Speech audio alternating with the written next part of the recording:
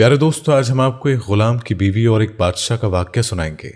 बादशाह को गुलाम की बीवी पसंद आ गई तो उसने गुलाम की बीवी के साथ क्या किया, चलिए जानते हैं आज के इस वीडियो में। और अगर आपने इस वीडियो को लाइक नहीं किया है तो जल्दी से इस वीडियो को लाइक करें। और चलिए सुनाते हैं आज का ये वाक्य आपको।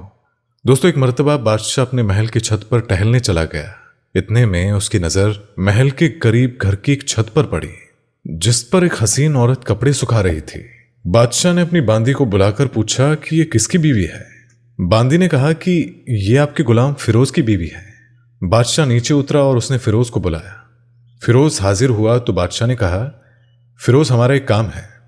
हमारा एक खत फला मुल्क के बादशाह को देकर आओ और उनसे इसका जवाब भी लेकर आना। फिरोज खत लेकर घर वापस आ गया।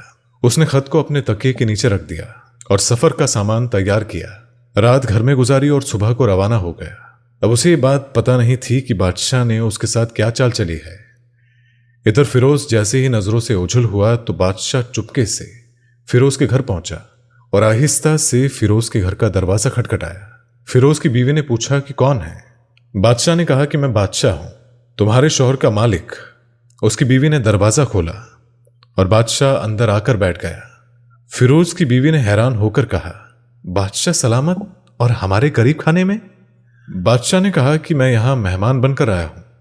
फिरोज की बीवी ने बादशाह का मतलब समझकर कहा, मैं अल्लाह की पनाह चाहती हूं, आपके इस तरह आने में मुझे कुछ खैर नजर नहीं आ रही। बादशाह ने गुस्से से कहा, ए लड़की, तुम क्या कह रही हो? शायद तुमने मुझे पहचाना नहीं। मैं बादशाह हूं, तुम्हारे शौहर का मालिक हूं। फिरोज की बीवी ने कहा कि मैं जानती हूं कि आप बादशाह हैं, लेकिन बुजुर्ग कह गए हैं कि शेर को अगरचे कितनी भी भूख क्यों ना लगी हो, लेकिन वो मुर्दार खाना तो शुरू नहीं कर देता ना।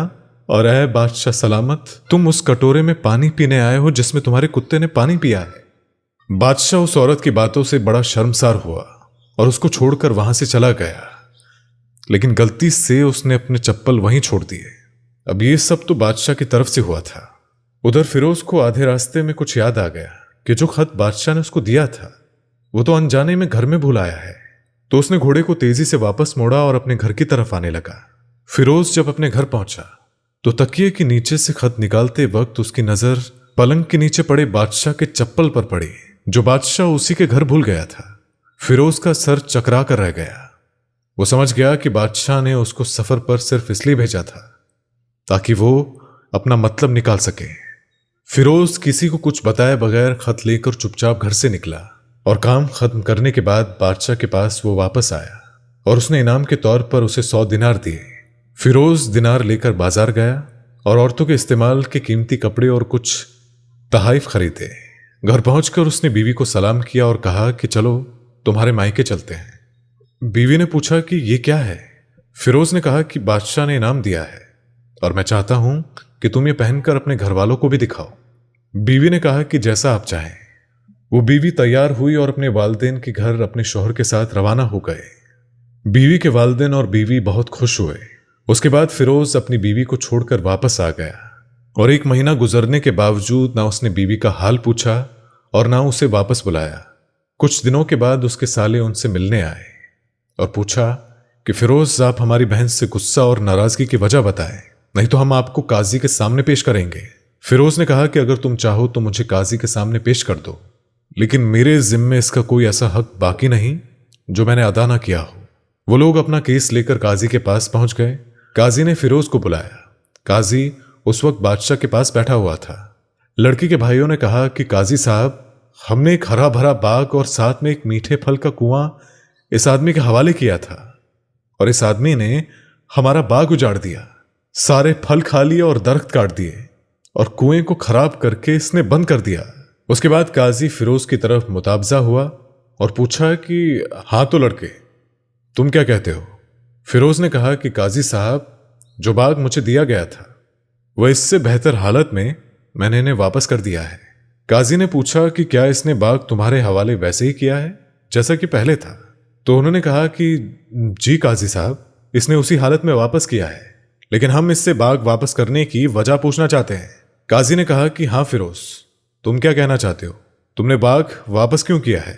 फिरोज ने कहा कि काजी साहब, मैंने बाग किसी नफरत की वजह से नहीं छोड़ा है, बल्कि इसलिए छोड़ा कि एक दिन मैं बाग में आया तो मैंने शेर के पंजों के निशान देखे, तो मुझे खौफ हुआ कि शेर कहीं मुझे ना खा जाए, इसलिए मैंने शेर की वजह से बाग में जाना बंद कर दिया।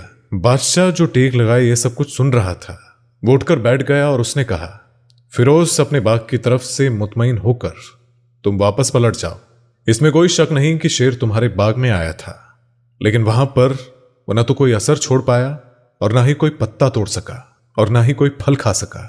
शेर तुम्हारे बाग में थोड़ी देर तक रहा और मायूस होकर वहां से वापस लौट गया, और खुदा की कसम मैंने कभी भी तुम्हारे बाग के गिर्द लगी मजबूत दीवारों की तरह कोई दीवारें नहीं देखी। तो इस तरह फिरोज अपने घर वापस लौट आया और अपनी बीवी को भी उसने वापस बुला लिया। अब इसमें ना तो काजी को पता चला और ना ही किसी और को कि आखिर माजरा क्या था, और क्या खूब बेहतर है अपने अहलो आयल के राज छुपाना, ताकि लोगों को पता ना चले और कभी भी अपने घरों के राज किसी पर जाहिर ना होने दे। अल्लाह आप सबको सलामत रखे और साथ ही आपके अहले आयाल को, आपके माल को अपने हिफ्ज़ो अमान में रखे। आमीन अल्लाहुम्मा आमीन।